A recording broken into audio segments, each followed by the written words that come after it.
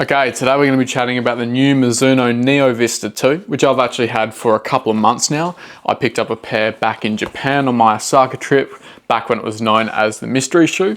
So between this pair and the new seating pair, got about 100 Ks of running altogether. So I'm ready to share my full thoughts, going through it top to bottom, price point comparisons, pretty much letting you know whether you should grab this or go for something else. Starting off with a bit of specs and a rundown, this is Mizuno's Max Cushion Super Trainer, so a lot of protection at the foot, a lot of comfort, but some speedier elements here which I think give it a decent level of versatility. In terms of the specs, we've got 44.5mm of foam in the heel, an 8mm drop down to 36.5 in the forefoot. We've got a new top layer of supercritical nitrogen infused TPU midsole, which is softer and bouncier than the outgoing model. It's actually the same stuff that we get in the Neo Zen, which I absolutely adore. So really bouncy, really energetic. That's paired with a bottom layer of supercritical EVA foam, which is the same stuff as we got in the previous version. And then sandwiched in between that, we've got a plastic wave plate, which has some flexibility in the forefoot, but it's definitely a little bit more stiff through the midfoot and heel. In terms of the weight, we're coming in at 284 grams in my men's size 10, which means that it's 2 grams heavier than the outgoing model, not noticeable. Pretty much 10 grams lighter than what I would call an average daily trainer. Given the amount of stack height we have here though, I would say that's pretty good. Starting off with the upper of this shoe, it's definitely going to be the most contentious point for a lot of people. Knit uppers, you either like them or you don't. I personally don't mind them. I like a flexible heel counter. I like a tongue that stays in place. And if you've got a pretty simple lacing setup, chances are I'm going to be a pretty big fan. So yeah, so far I've had a pretty good time. The lockdown is pretty secure. I think that the knit here has a little bit less stretch than last time, which for some is going to mean it might squeeze the foot a little bit too much, but for others is going to mean that you get a more secure, dialed in fit on top of the midsole. We've got these new winglets which sit either side of the heel counter and run down close to the midfoot. I'm actually not a big fan of what they've done here. I think it is kind of a nice concept, having a little bit more stability either side of the heel counter. But for myself as a supinator, I did notice a little bit of pressure on the outside edge of the shoe when I put a bit of weight through there. Just feeling a little bit of resistance to that motion, which I didn't really enjoy. For most people, you're probably not going to notice it, but as a hard supinator, it was something that I noticed in the size 10, not in the size 10.5. So that is something to factor into your decision if you're trying them on in store. The lockdown is pretty easy to find with the security of the sock combined with the lacing setup on top. The other thing that I would like to see changed is this final eyelet. I would like to see an external eyelet loop to stop this internal piece of lace, which can sometimes turn over and rub against the top of your ankle, which can give blisters. I've seen a few people having a few small problems with this. So that would be the two changes for myself, would be to tone down these winglets and then to give us some external eyelets. Other than that, it's been pretty good. In terms of the fit and sizing, it does fit long. Half size down is going to be pretty much needed across the board. I've had the benefit of both the size 10 and 10.5, which are my two usual sizes. The size 10 here fits me still with a good thumbnail of room ahead of the toes, so a half size down is necessary, not just recommended. In terms of the width, I would say it's about true to size. You do have a little bit more stretch due to the mesh, but a little bit less than the past model, as I mentioned. So true to size in terms of width, get the half size down for that length, and you're gonna have a pretty secure, comfortable upper. It's probably not gonna change your mind if you don't like knit uppers, but for those people who are okay with it, it's doing a pretty good job as far as knit uppers go.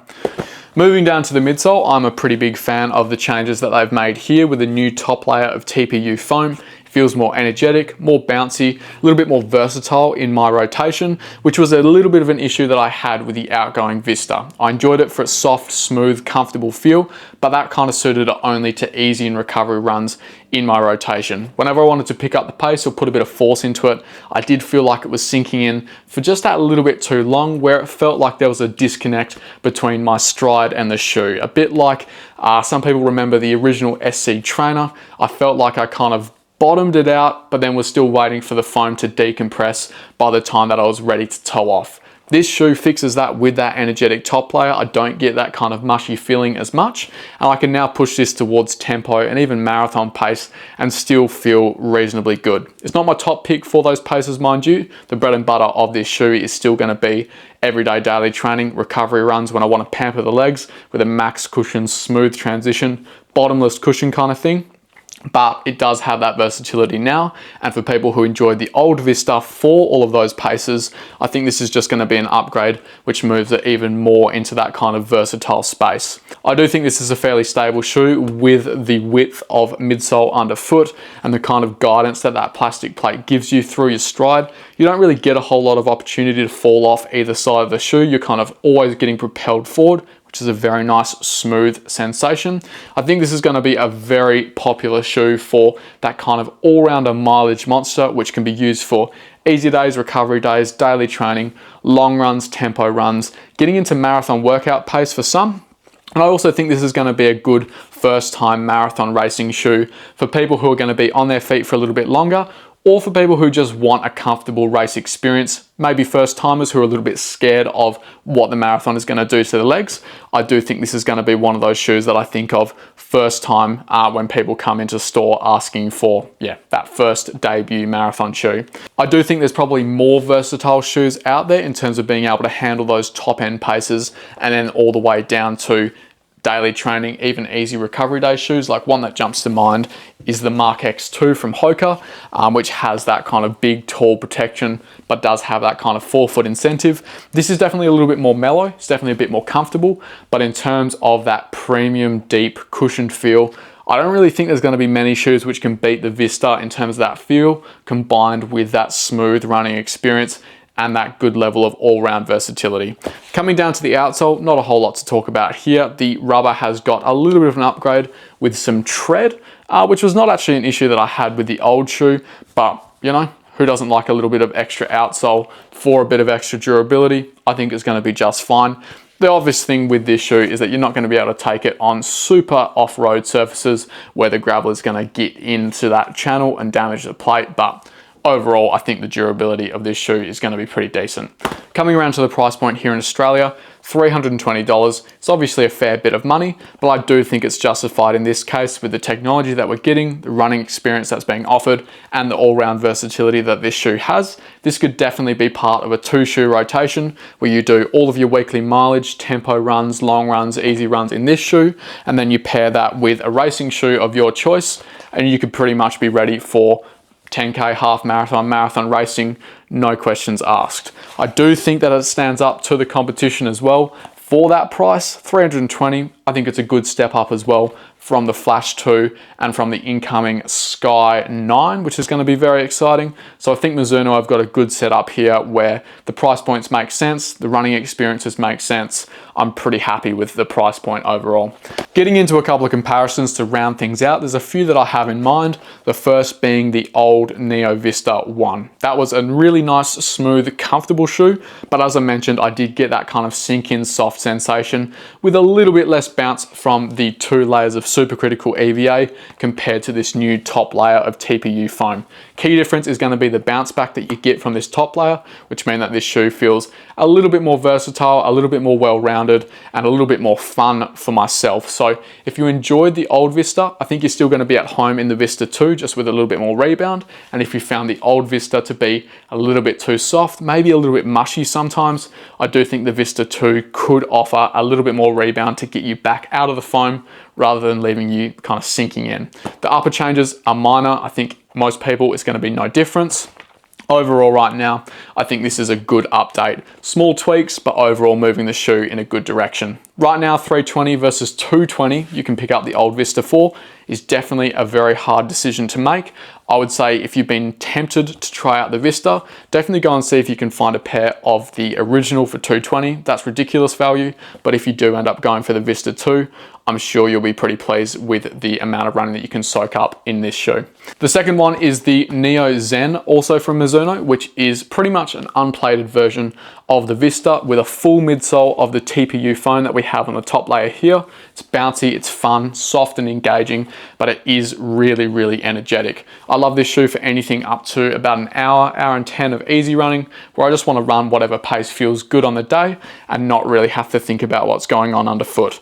The Vista 2 is more protective, it's more stiff and structured. I do think it has more of a rolling sensation, whereas this definitely requires you to put in a little bit of work through the forefoot just to get the shoe to transition along. Really encourages you to bounce down into the foam, whereas the Vista 2 is pretty happy if you want to push on and get up into that forefoot, or if you want to sit back and let the plate do a bit of the work and carry you through. I think the way that I would split them up in my rotation is the Vista 2 for recovery runs, really slow, easy days where I need a bit of structure to kind of carry me through my runs, and perhaps those longer runs where having that structure as well is going to help the shoe to keep on moving in the late stages. But for everyday daily training, I still do prefer the Neo Zen. This is an absolute banger. Between the two overall, the Vista is probably going to be falling just slightly behind the Zen right now. This is my favorite Mizuno shoe overall.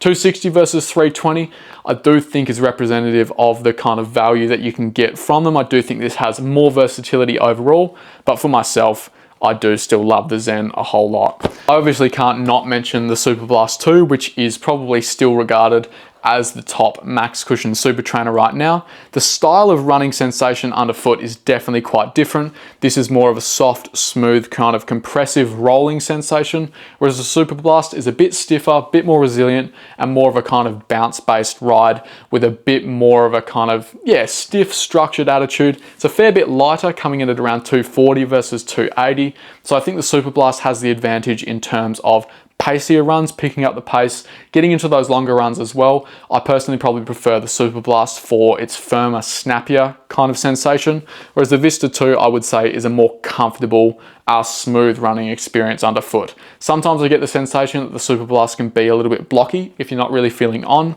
whereas the Vista 2 does always have that kind of nice, smooth, agreeable sensation underfoot, which I do appreciate for more of my kind of everyday daily training runs. If you were going to put both in a rotation alongside each other, I think the Vista 2 would take over those kind of easy day recovery runs, anything up to about an hour, but the Super Blast would take over for things around marathon pace, getting into those longer runs with a bit more of a kind of stiff, aggressive feel. Another couple to mention would be the Glycerin Max from Brooks, which is a deeply protective, comfortable, easy day recovery shoe for myself. I'm not really sure why that shoe gets brought into those kind of all-rounder super trainer conversations, because for myself, it's quite heavy, didn't really have the same response as other super trainers without a super foam. So the Vista 2 for me is both more comfortable, more versatile than the Glycerin, and it's also $30 cheaper. So if you're looking for that high cushion super trainer, I would lean more towards the Vista 2 for its versatility, for its smooth, comfortable feel, than the Glycerin, which is a little bit more traditional and a little bit more bulky underfoot. Final one I wanted to mention is actually keep an eye out for the future. It's the Mizuno Wave Sky 9, which is going to be coming pretty soon, either in June, maybe early July. I'll flash it on the screen if that information is available. Very, very exciting shoe. Some similar sentiments to the Vista 2 in terms of dual density midsoles, protective, comfortable, but I do think it has a little bit more of a traditional feel with a bit more pace to it perhaps. So top layer of nitrogen infused EVA foam, bottom layer of supercritical EVA. It had a kind of super blasty feel about it. It's going to be coming in at a cheaper price point. Very, very excited. Everybody who I've chatted to who has tried it on has been massively excited about it, and I am too. On the day, I actually preferred the feel of the Wave Sky 9 over the Vista 2, over the Wave Rider 28, and there was some other exciting stuff there as well. The Sky 9 has been one which has been front of mind since then. So when that comes out, Mizuno are going to have a pretty complete running shoe rotation with the Neo Zen as a fun, versatile daily, the Wave Rider 28 as a kind of stock standard daily trainer with some upgrades, Neo Vista 2 max cushion all-rounder, and then the Wave Sky 9 rounding that out as a kind of stiff, high cushion shoe, good for long runs, bit of versatility. It's going to be coming together as a really nice collection. So yeah, overall for me, some nice tweaks here. This has definitely made the shoe better for myself. Small tweaks overall. I don't think it's going to upset too many people. Going to bring in a few new fans. I think this is a good update from Mizuno.